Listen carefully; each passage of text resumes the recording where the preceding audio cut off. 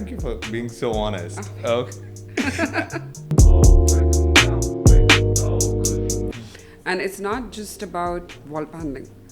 Got It's not about the detailing comes from what fabrics, what colors, what exactly the temperature of the light to everything. It's very, very minute if you want to go and break down. And I think architects and interior designers should always work on a project collaboratively.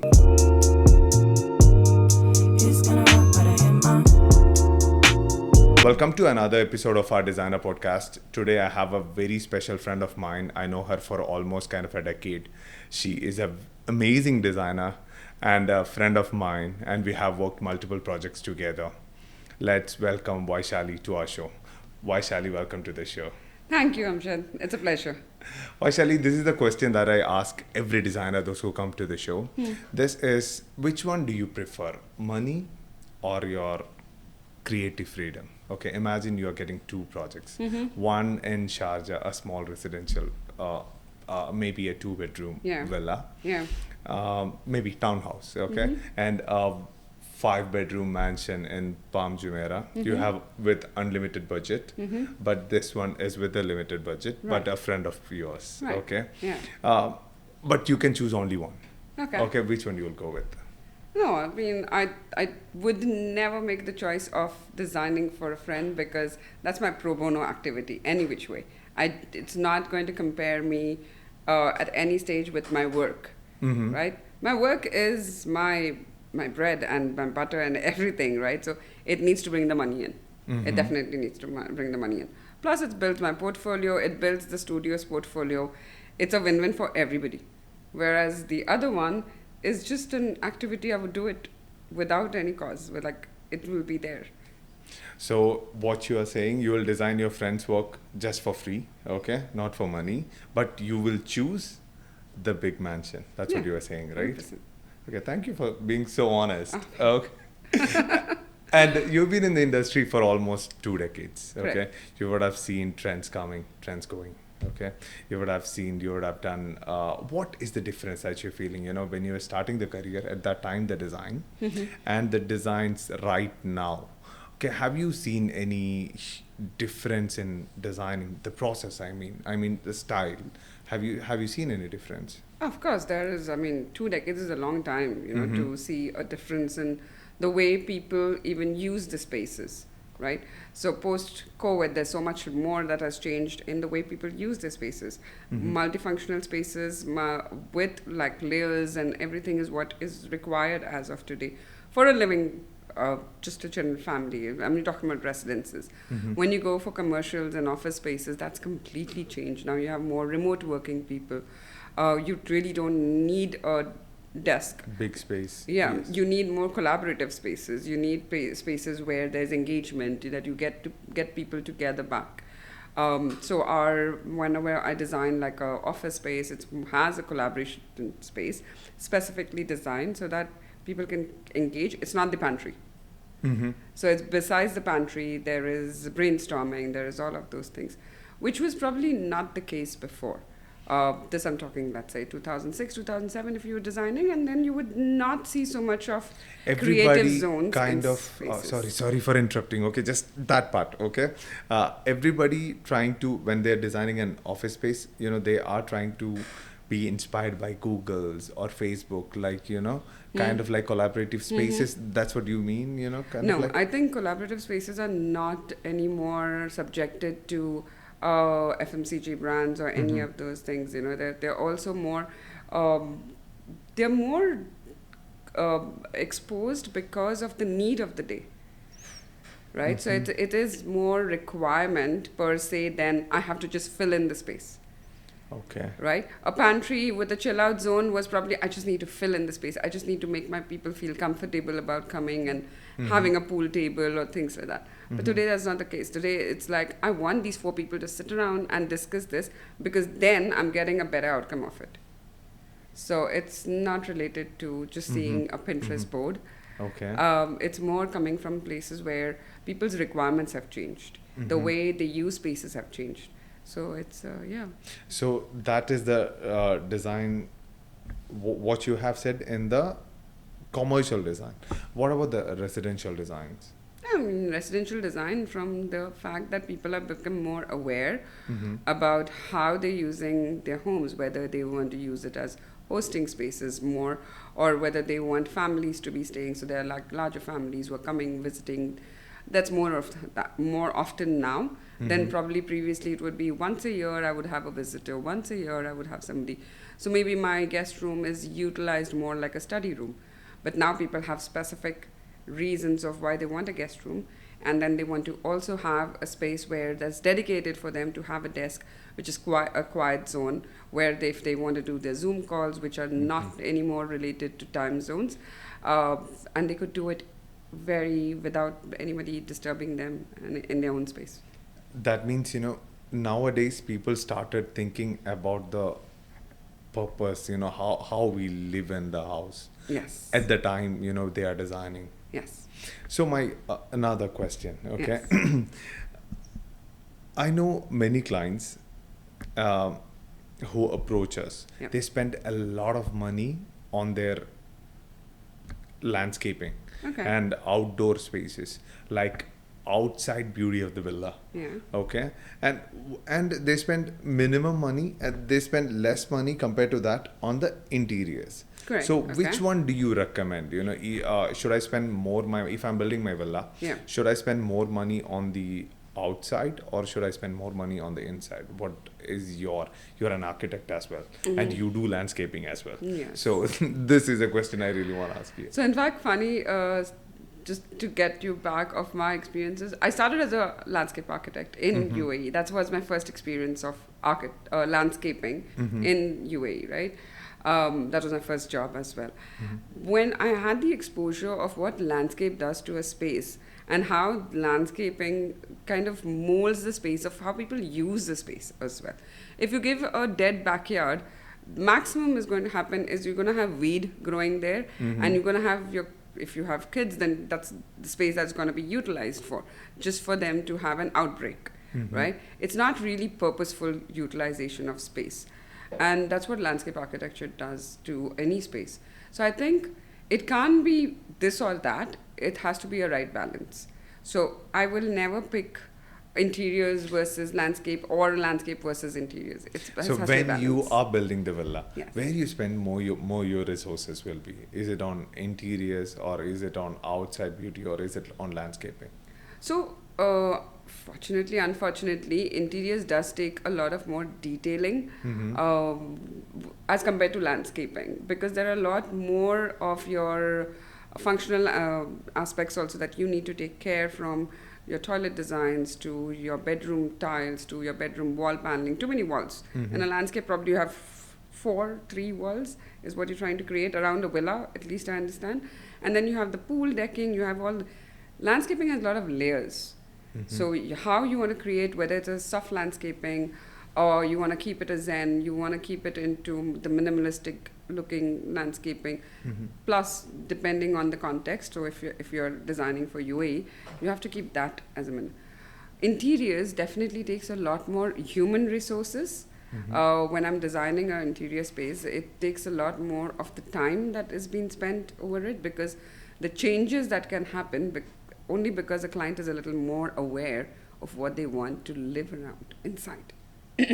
So in most cases, it will be like, okay, I want a garden and I want a pool, I want a nice deck.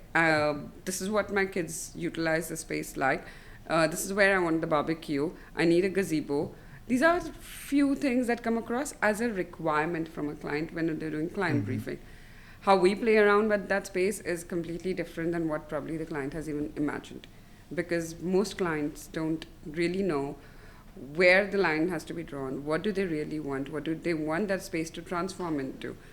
And for me, it's mostly important to understand the lifestyle. So my questions will not be about how or what you want in that room, but how do you use that room?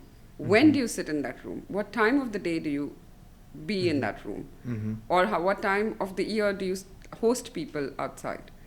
So if he's like, okay, I want to do it in summers as well, okay, fine. Then I understand that you want a closed area. Your family stays around in summers.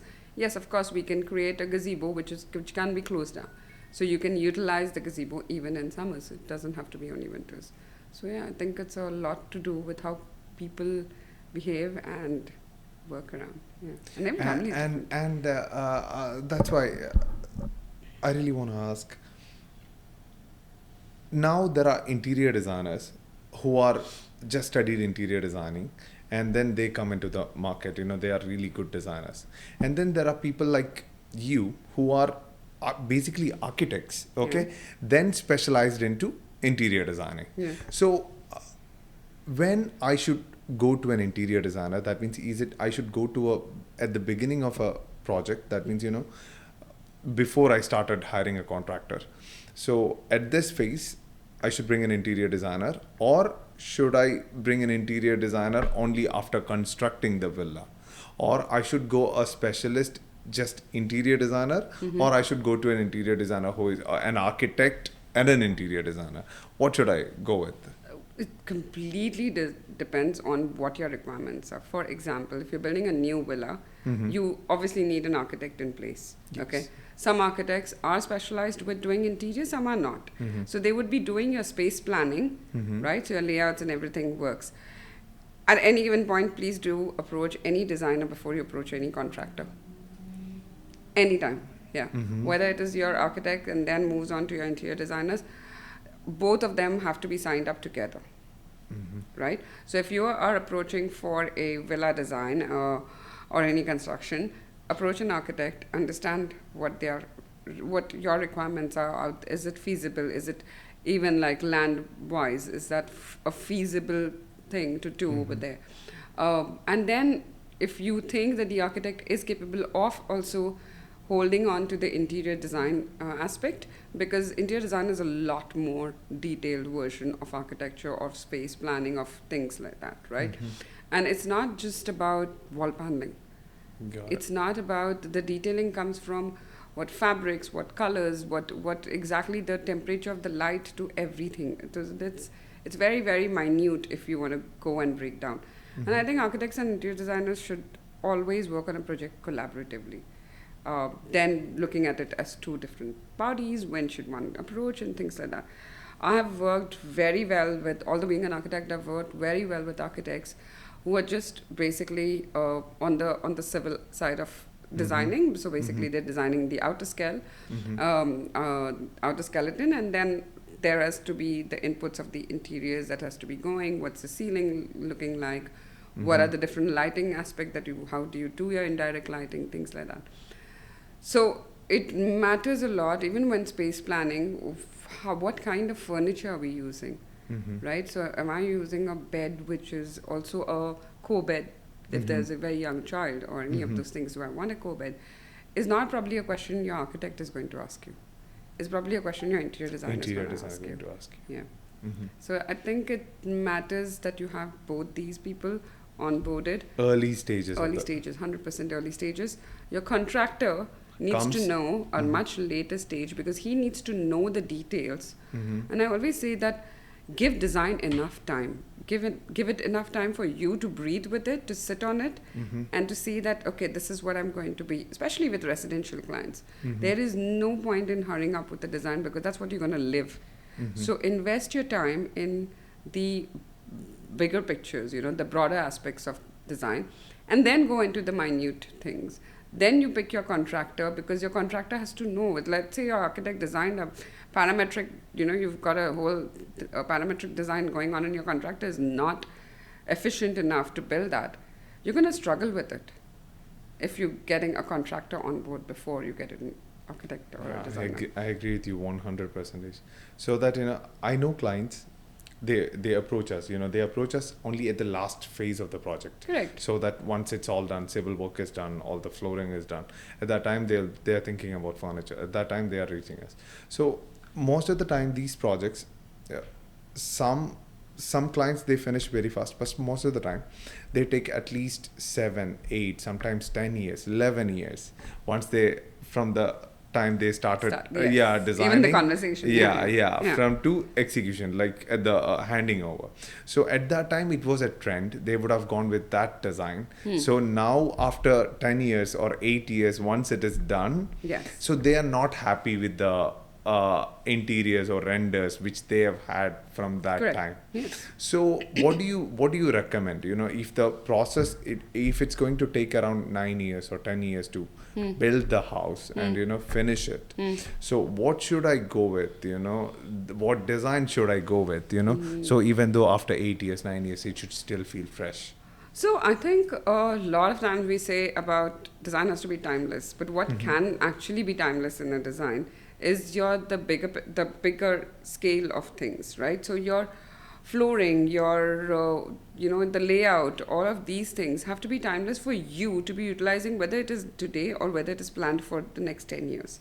So if I'm planning a house and I know that the family is just about started, it should never take a project 10 years for it to finish.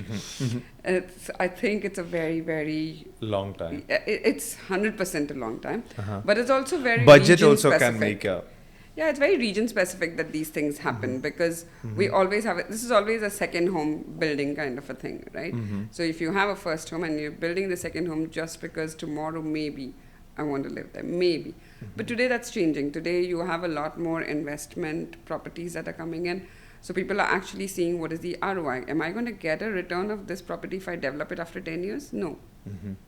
Am I getting the ROI today? After maybe 2 years, it can get better, but it won't probably get worse. So let me make the most of today.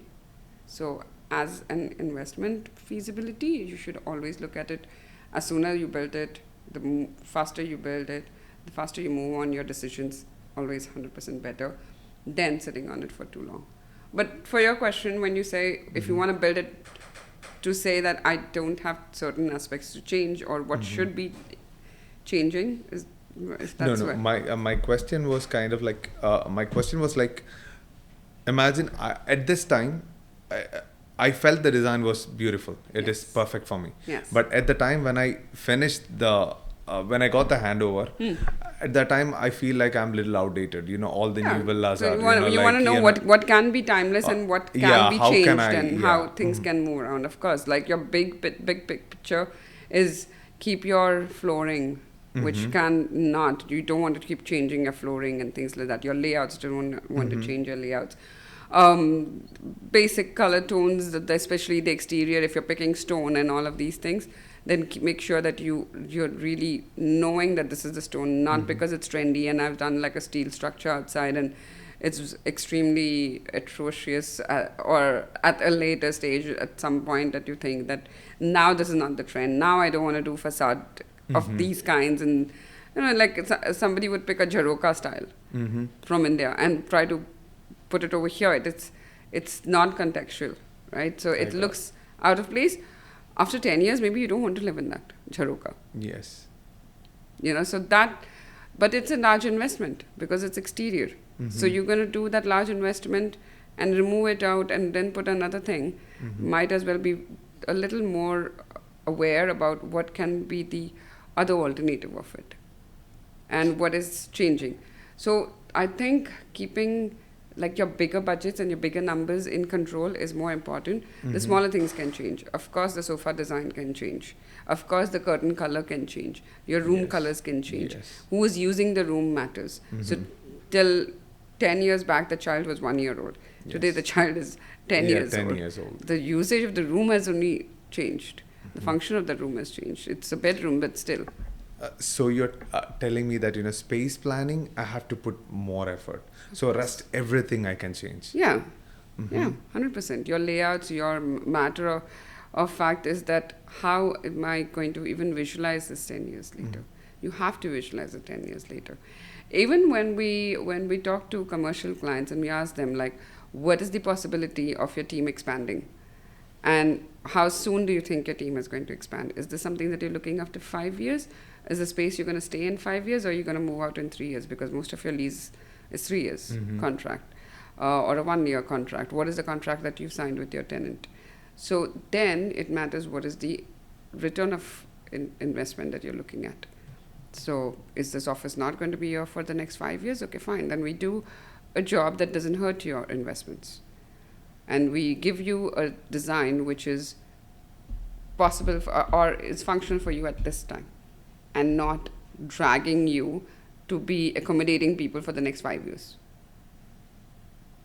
I got it. I got it. So that I hope I've answered your no, question. no. I got it. Actually, you are telling me that if it's a commercial property, Yeah. I have to think that how long I'll be going to stay in this Yeah. place. Yeah. So then, according to that, I have to allocate my budget. Okay, if I'm planning to stay for long term Correct. to grow here, I have to spend that money. Yes. Or else, if I'm planning to move within 3 years or 5 years, I have to limit my budget Yes. and design according to that. Yeah, so a lot of commercial clients, when they start initially, and this has happened, where they start probably with a 7 people team. Mm-hmm. But they're like, okay, but I've got a prime property. I don't want to move out of this place because I want people to know that this is my office. And let's say it's on Opus Tower.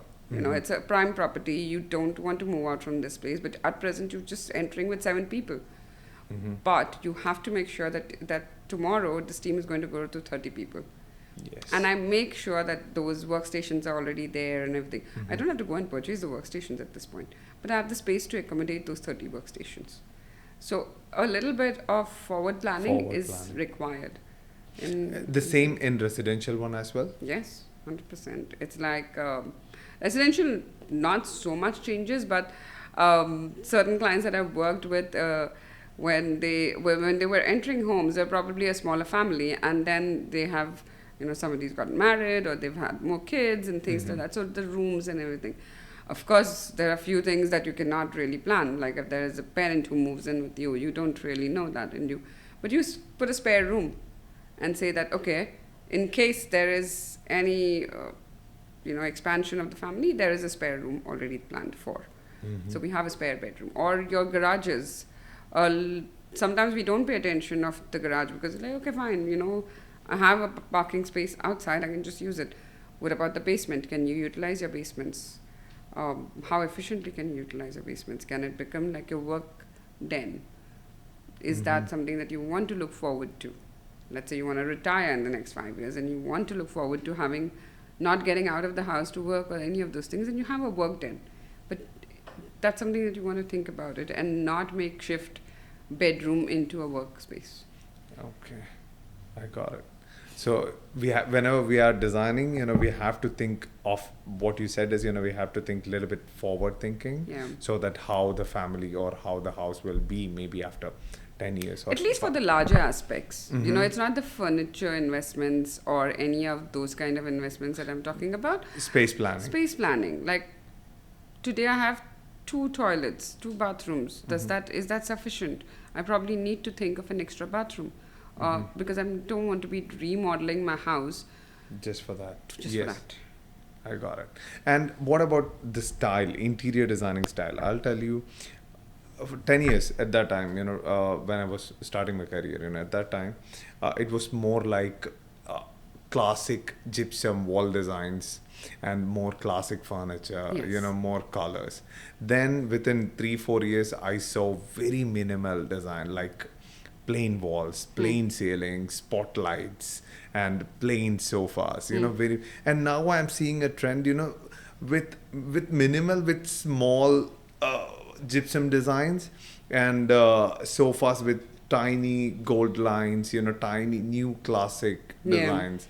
So what do you think? It is changing every 3 years, 4 years. The style is changing. Yeah. So how can I be relevant? My house should look fresh and beautiful even after 15 years. What can I do for that? Well, I mean, including the furnitures and the interiors. Correct, but when you say you want to stay relevant, are you the same person that you were 5 years ago? No. Your choices have changed, right? Yes. 100%. You are accepting the fact that my choices have changed. To make that you accommodate in this old space is difficult. So you have to make space and you have to have that bandwidth to know that this is going to change. And I'm okay to go through this change. So a lot of times we do ceiling changes. What is refurbishment? A lot of properties go through refurbishment. It's purely because my adaptation has changed of that space. The way I presume aesthetics is different from what I presumed aesthetics 10 years ago or 15 years ago when my parents built this house. Yes. Right? There's not so much shift in 5 years, but there's definite shift in 10 years. 10 years, yes. Right? For sure. So if I'm okay to accept this about myself, I'm okay to invest in my wardrobe. Why can't I invest in my space I'm living? And I always feel like that is such a big influence on everything that you do, the space that you live in. Because every day you can't wake up and be irritated. I don't like this room. I don't like the color of this room. You started your day wrong. True. And so that impacts on your whole day, how that moves around, right? And if you have the flexibility to say, okay, fine, I don't like the color, painting is easy, wallpapering is easy. It's an easy job to change, right? Changing the flooring, today you have multiple options. Like if I can keep my tile, I don't have to demolish it, I just overlay it. I'm still doing some change over there, right? If I need a bigger house, then that's a massive investment, right? Yes. Or I need an extension for the house, that's a massive investment. But then you've come to a point where that is necessary. So whenever you think that you are at a junction, you will do it. So what is the time frame do you recommend for that? After how long, I should refurbish my house? Well, I've changed houses every 3 years. That's just the my life. I've changed houses every 3 years. And every time I went into a house, and I thank myself that I'm like, okay, fine, it's a rented apartment. Brilliant. I can keep doing this again and again, right?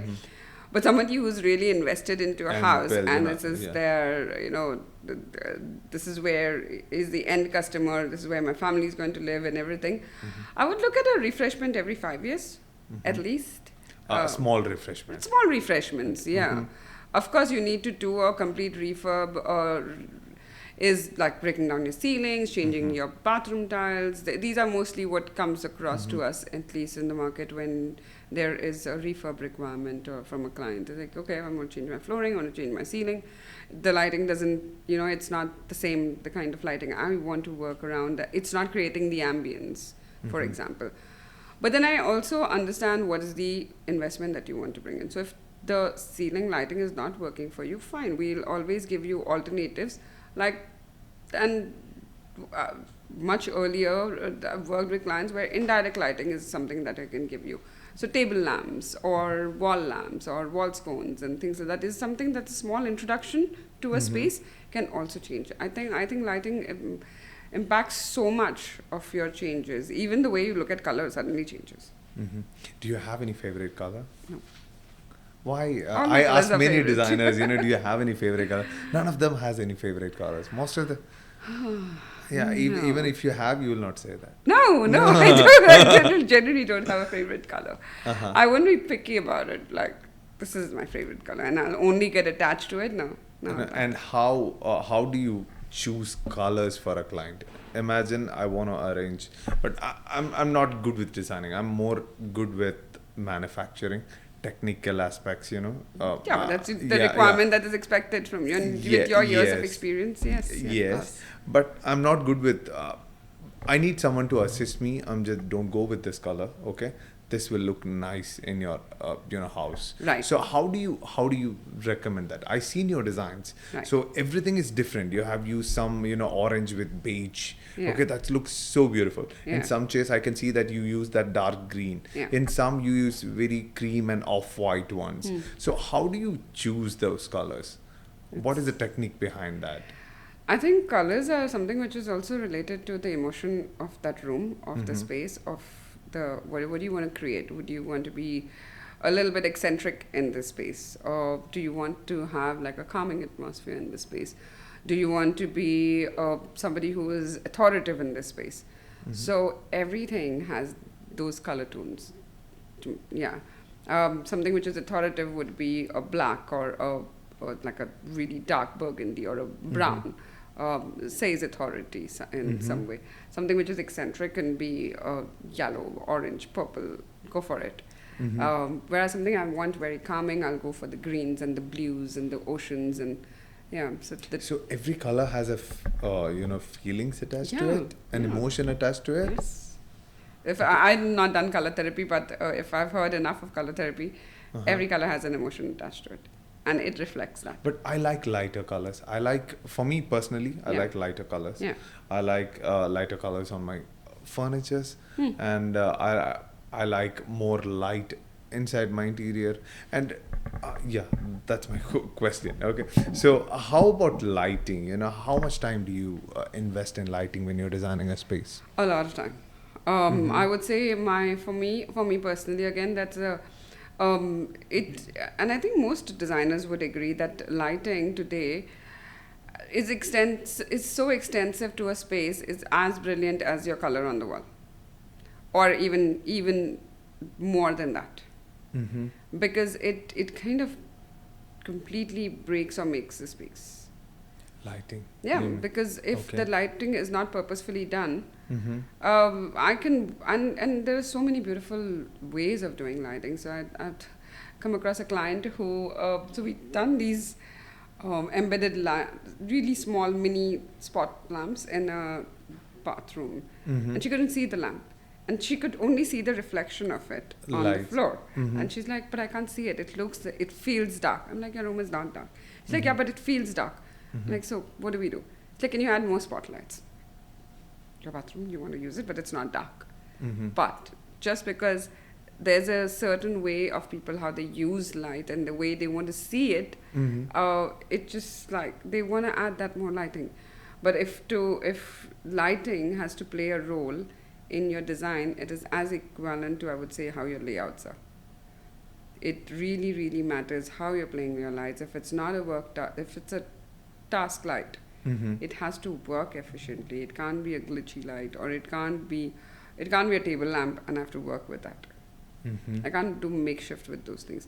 But if it's an ambience light, it's a living room, and I need it to be calm. I need it because at the end of the day, when everybody's home and everything, they want to feel relaxed and not with the white light. Yeah. But some people like to live with the white light. Yeah, me, you know, I would love to put down all the lights in my house. Yeah, but that's I think a lot to do with also a cultural concept, Mm-hmm. right? So if you've seen that and you've grown around that, your comfort zone has become that. Right? So it's a lot to do with you, again, emotionally, I say, because what does it mean to Amjath to be in a white light space? It makes him feel secure, makes him feel safe. I can see everything. Yes. It's visible. Like Yes. if I drop a pin, I will be able to see it. Yes. That's your purpose, probably. I'm just. But then, can I do this with a mood lighting or like a the yellow lighting kind of a thing, warm lighting? Yes, you will still see it, but it's just that you've grown around a comfort which says that. For a lot of people who come from the West and they're gloomy and their days are very, very not so bright and lit up, they don't like curtains which are just linens. They prefer that there has to be a slightly darker curtain or slightly heavier curtain, so I can I can block off the light because I don't need so much light in my house. Yes. That's why, it makes me more uncomfortable staying in, like the traditional European kind of like houses, with very dim light, and it's for me personally, I'll not be comfortable staying in a place like that. I always prefer a modern hotel, like which with more sunlight and glass windows. So that's my personal. Yeah. So you ask this with the client before you design the space? How does that person? Yes, 100%. So in fact for even architecture, if you see a lot of Emiratis, they prefer that their windows are not very wide, right? And whereas certain region-based, again, I would say Indians or Western, they prefer like large windows. Yes. And I want it completely openable, and I want it bifolding and all of those things, so I can have that inside out. Whereas in an Emirati house, when I'm designing architecturally, I would never design something which has a large terrace, unless he's going to use that terrace. What am I using that space for? Why am I using that terrace when it's going to probably be just dusty, and then he's crying because that's maintenance for him. Yes. Right? So yes, it matters to me how they're going to use their space with light as well. So are these bedrooms going to have curtains always drawn?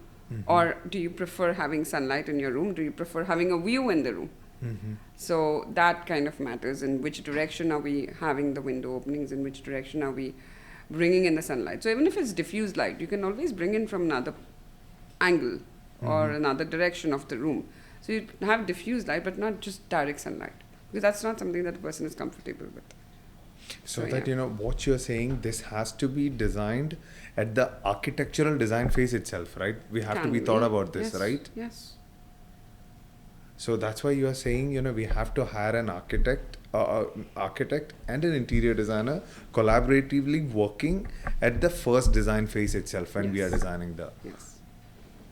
And how long should I look into my design before I'm contacting a contractor? Imagine you did the design, I liked it, okay? Initially, I liked it. And how long should I keep this one with me so that I don't want to make any changes? So that, so that before I'm hiring, Before you go and meet your next cousin, your next neighbor or something like that, before that, please make that decision. Because I know many clients, okay, they initially liked the design and they hired the contractor. Once they made the structure, okay, they just want to make some changes. So they're breaking the walls, so I don't want to do that. Then how long I should, No, but that's a personal choice. Even if a client like that, even if they sit for a year on that design, they're still likely to break down that wall. Okay. But that's a very personal thing. I think a good timeline to even evaluate a design is you don't need more than a week, 2 weeks time. That's enough. Yeah. Maybe a month. Yeah, maybe a month is a lot. Month you've gone on a holiday and come back and been with that design. No, you probably need a few hours, but even if you want to sit and think about it, it's the focus. If you sit focused on the design and you think about it, your whole, how you're using it, what's your life like, can you imagine yourself in that space, you're good to go.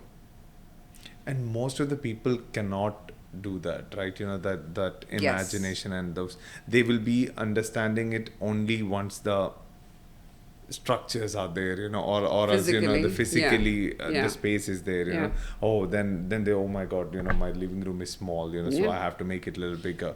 So they'll feel after that. So how as an architect, how you can understand someone, Thankfully, the space have few tools today, which is you mean the VR goggles, yes, the VR goggles are there. You have Visual Life, which is basically creating it's actually to scale, to life scale. You have a warehouse. You can see the plans on the warehouse.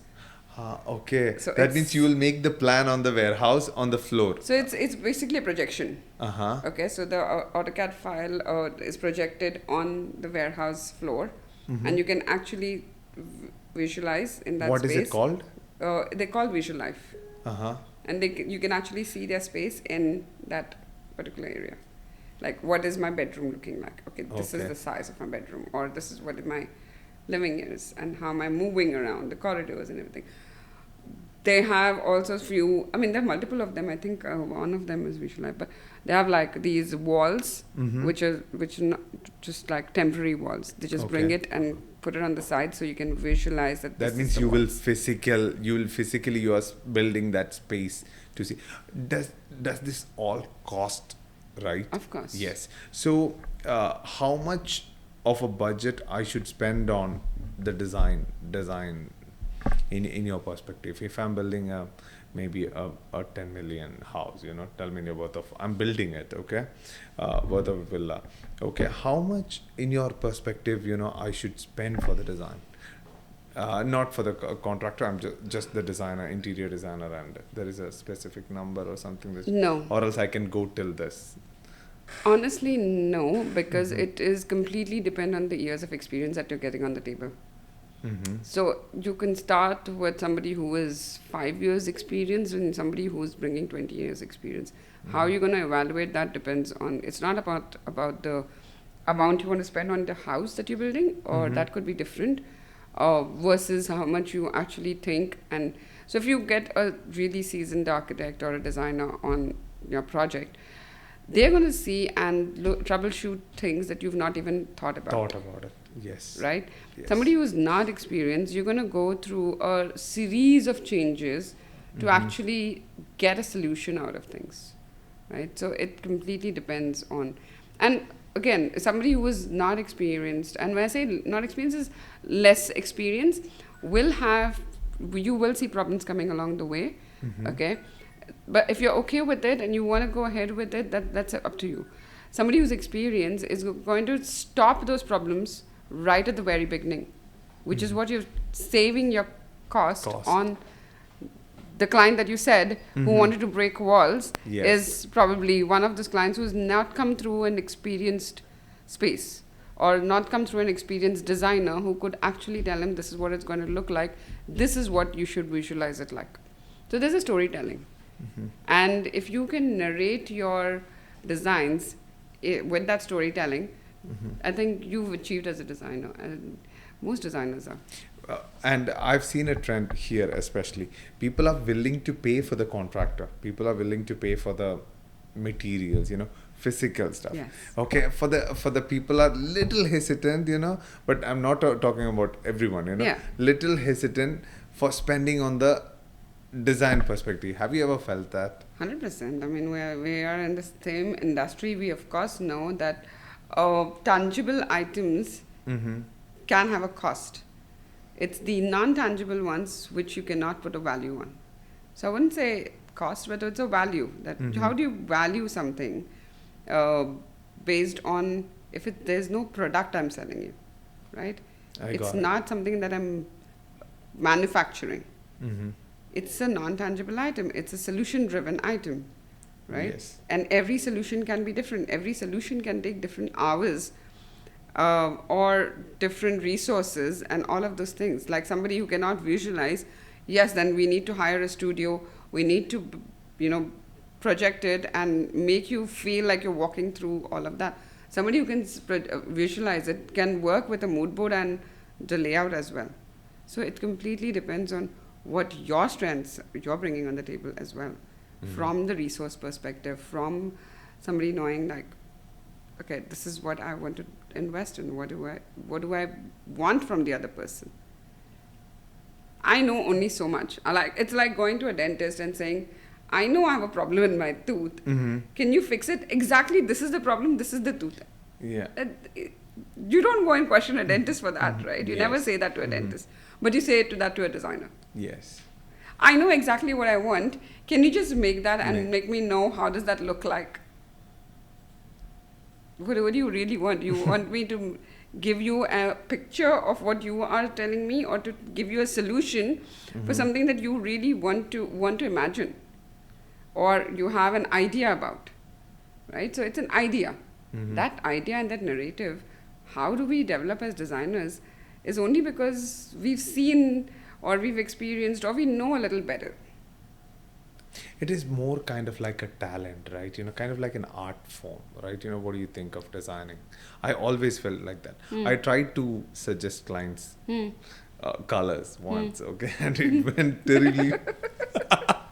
Have you ever done art in school? Yeah. So for me, it's so hard, okay? And I can see designers, they come, they will just arrange few cushions, and this color will go with this one. This armchair, I'll change it into orange, maybe some colors, and at the end, the space will turn out like so fabulous. Yeah.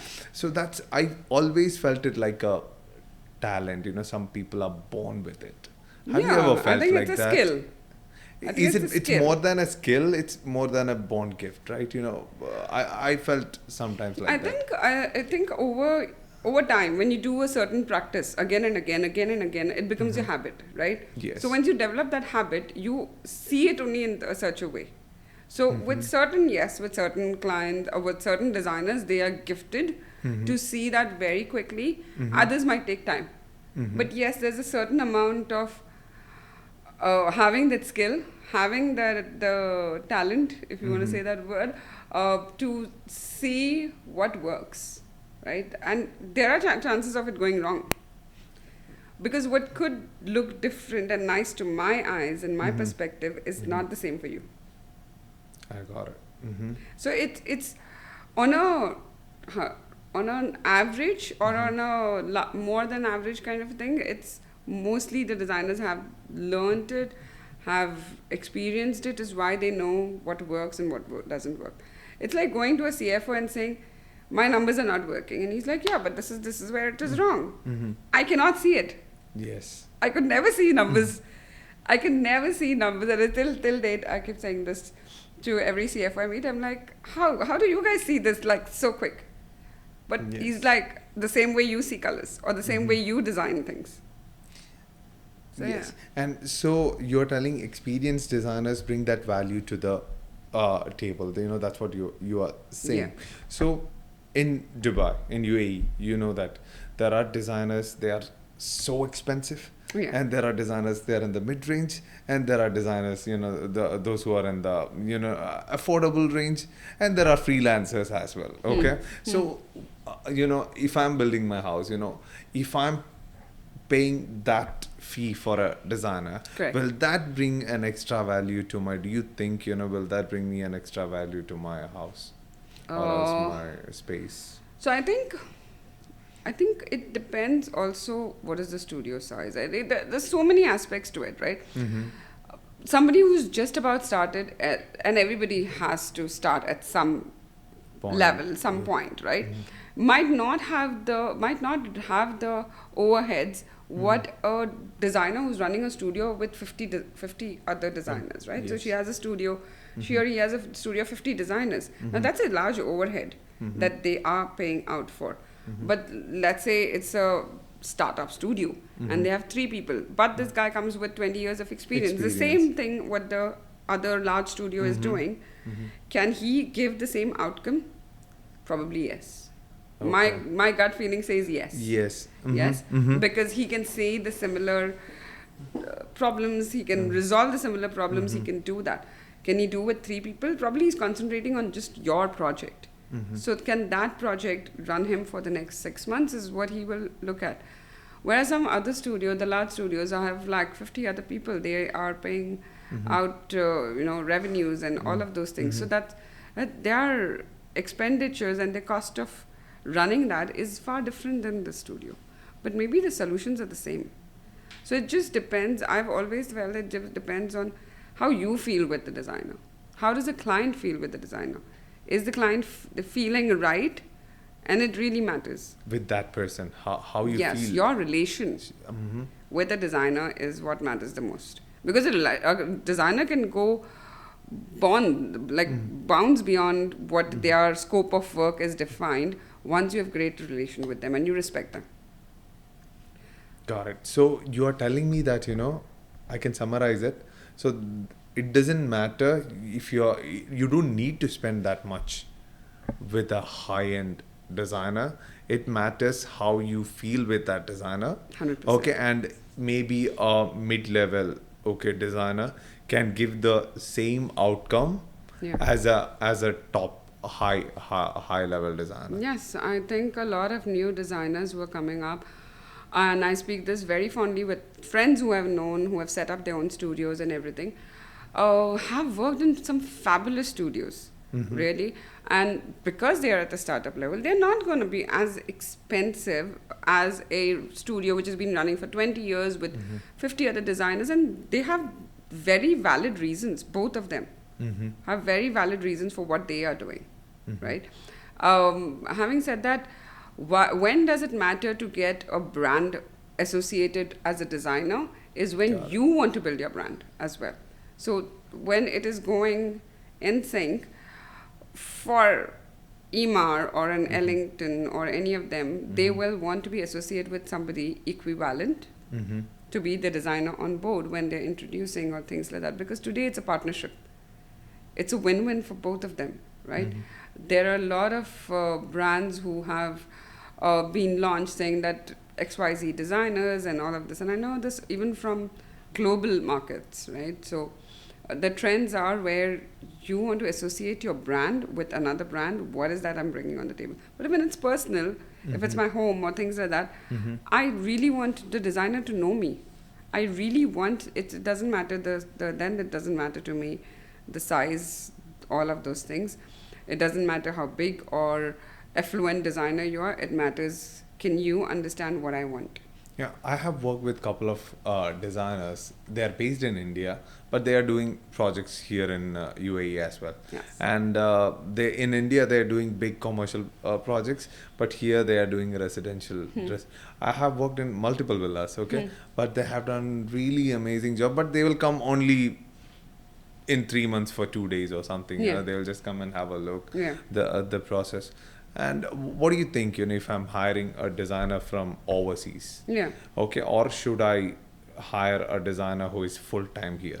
Which one do you recommend? You know, like if someone who is building a house. There are two levels or two phases of a design in especially in a situation like this. When you're conceptualizing your design, it doesn't matter whether the person is here or it's remotely present, right? Because it's more on the concept stage. But when you have something which is contextual, which is depending on the site, conditions, all of these things, you want the footing over here. You want somebody to be based over here who can come, evaluate, see what's going on. If there are changes required, the decisions are made faster.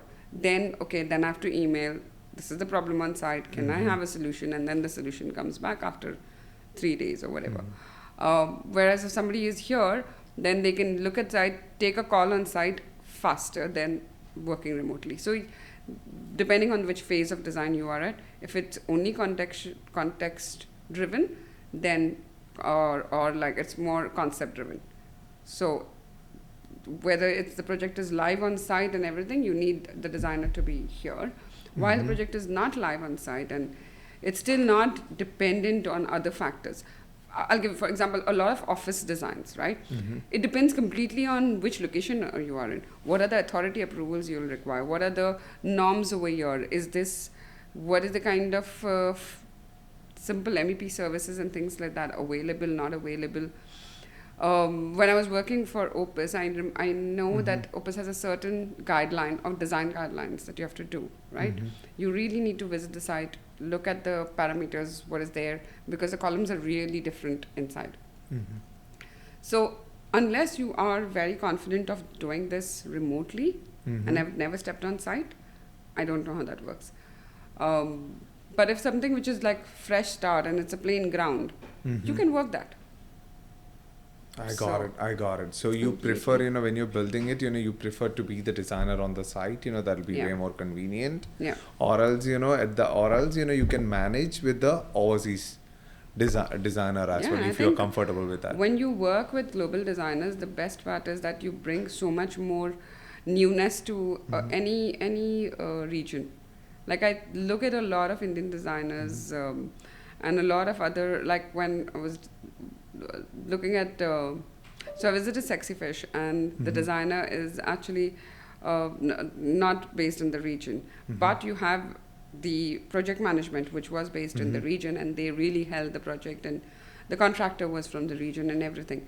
Those were the people who were on ground, who knew the context very well, and they could run it very well, and the designer could bring in that newness which is not here. You know, so you're looking at that. You're looking at challenging also. So yeah.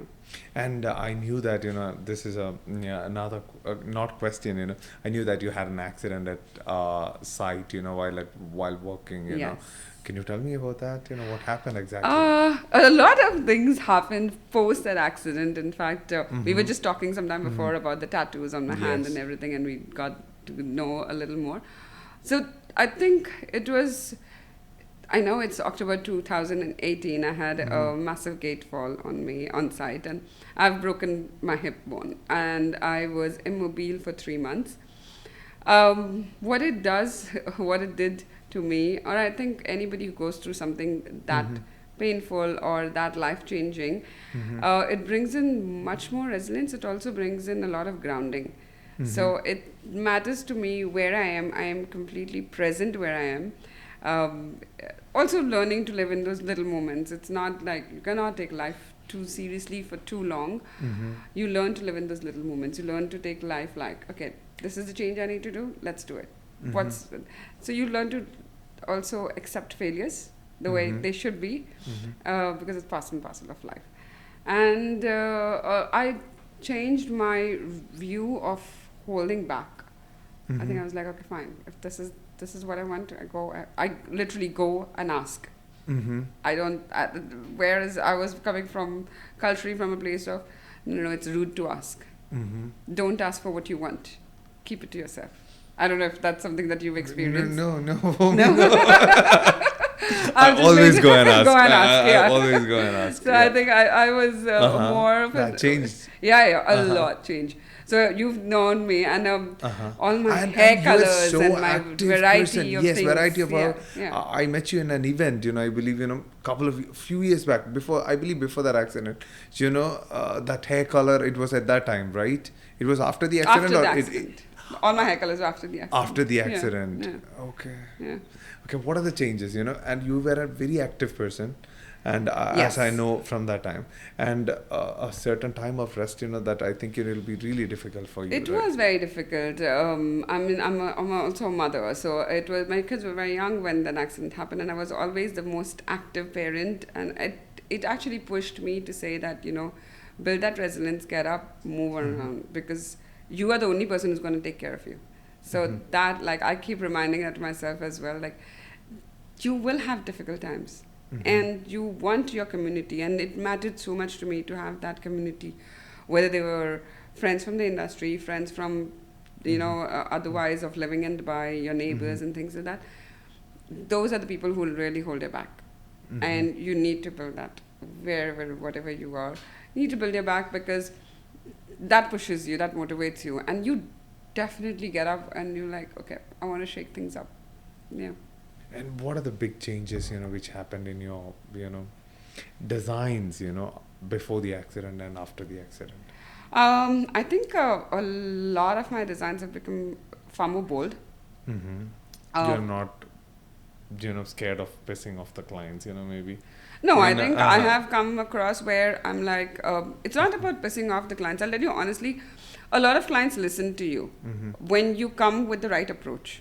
And a lot of clients will want to listen to you, but they're there in the room to listen to you. When you bring that right approach, it's just the wrong attitude. You come with the right approach, the right attitude, they are here to listen to you. They're not going to shy away from that. Yes, if the client insists that I want to go a certain way, then... are you a kind of a designer, that you suggest, Mr. X, you should go like this. Okay, this is the right approach for your house. Okay, this is what I believe right for your house. Or you just ask their... I'm probably the kind of the designer who've told clients, I am not the designer for you. This is the designer. You should work with them because they really will do exactly how you imagine your space to be. I will not do justice to that space. Okay. So it's very initially itself, I know this is not my client. Got it. So you don't take your own, design, kind of like decisions. Do you take, maybe I don't think this color will not suit.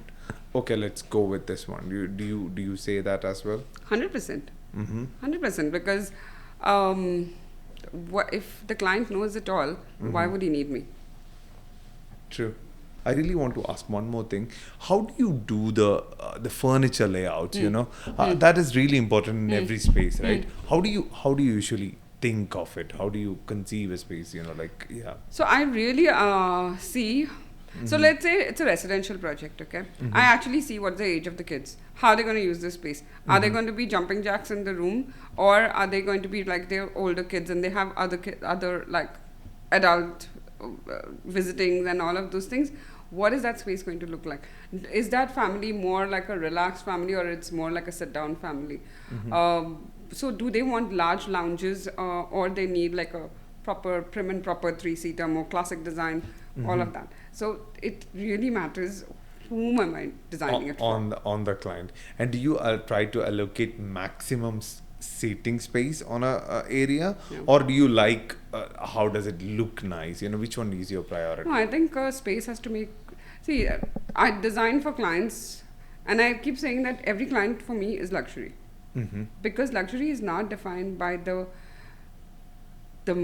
not just defined by like the gaudiness that I'm bringing in the room, but it also matters to me is the space. How does it make you feel? Does it make you feel comfortable? That's luxury.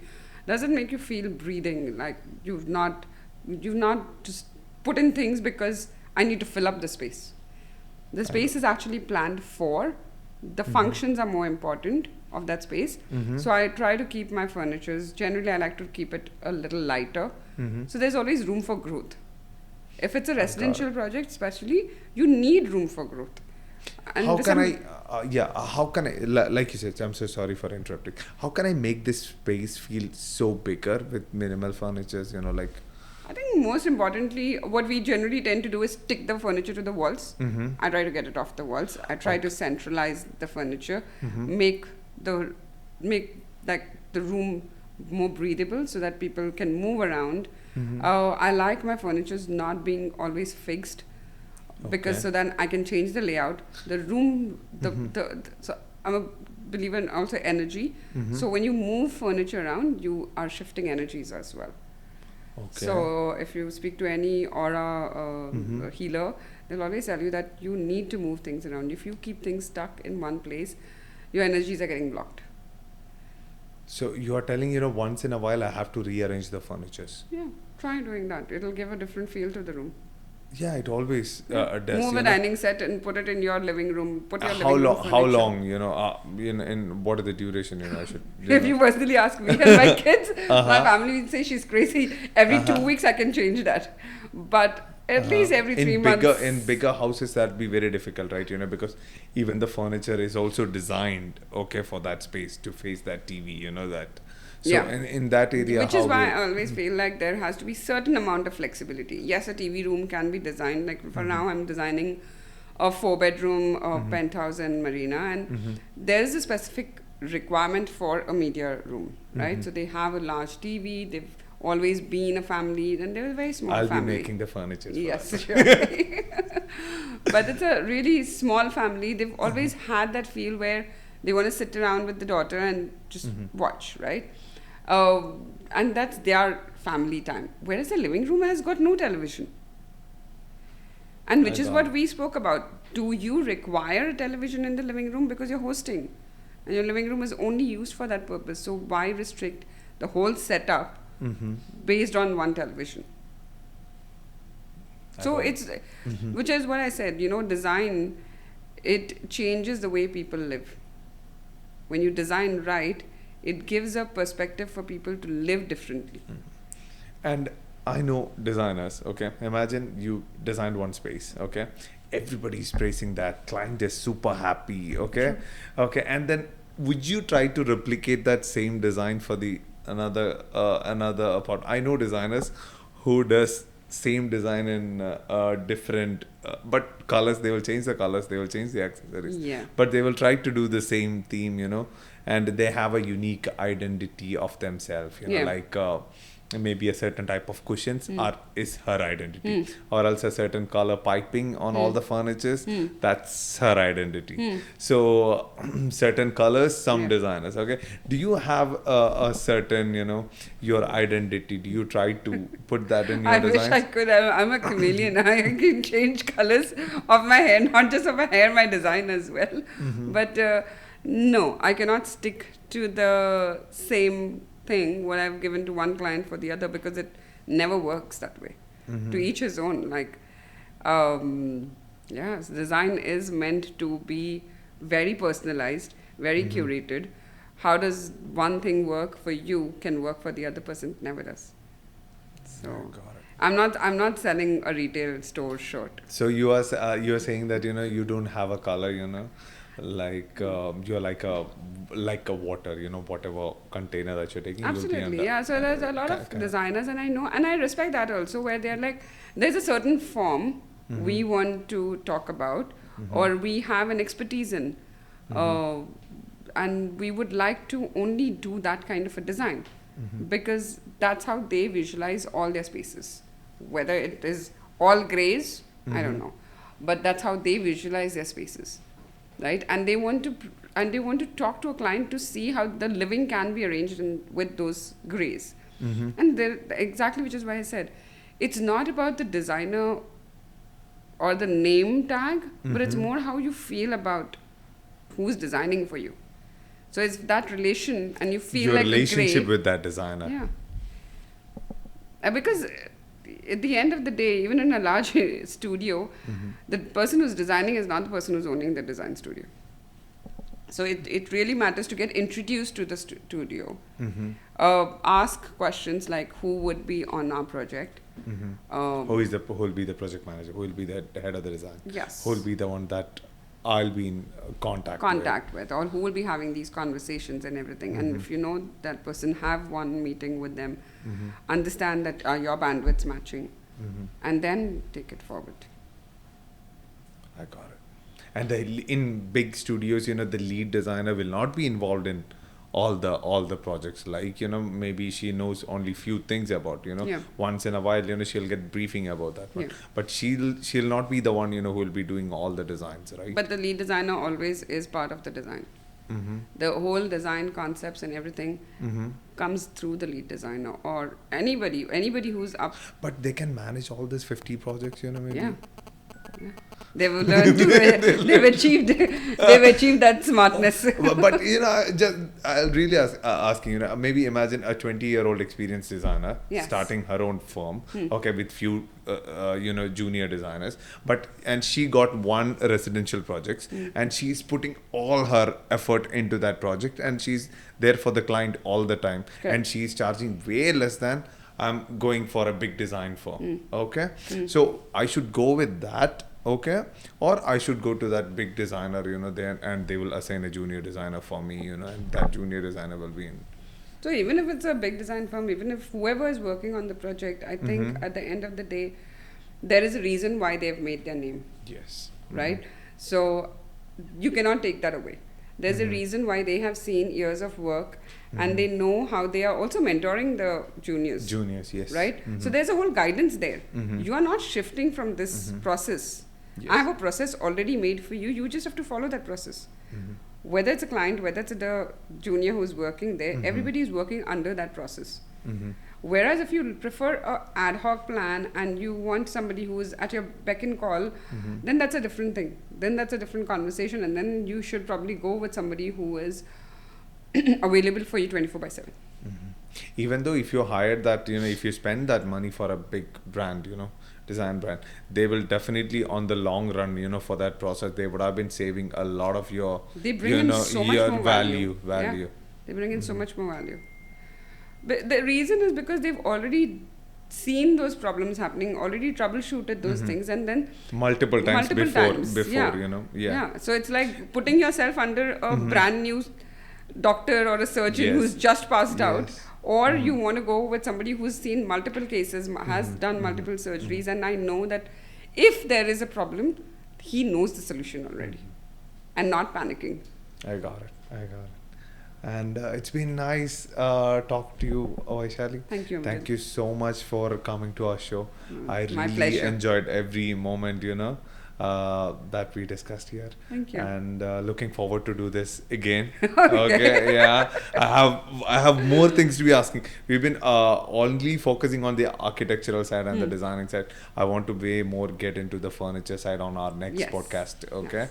I'll be scheduling that and we'll be in touch with you. Done. Lovely. Okay. Lovely talking to you. Thank you so Thank much. you so much. Thank you.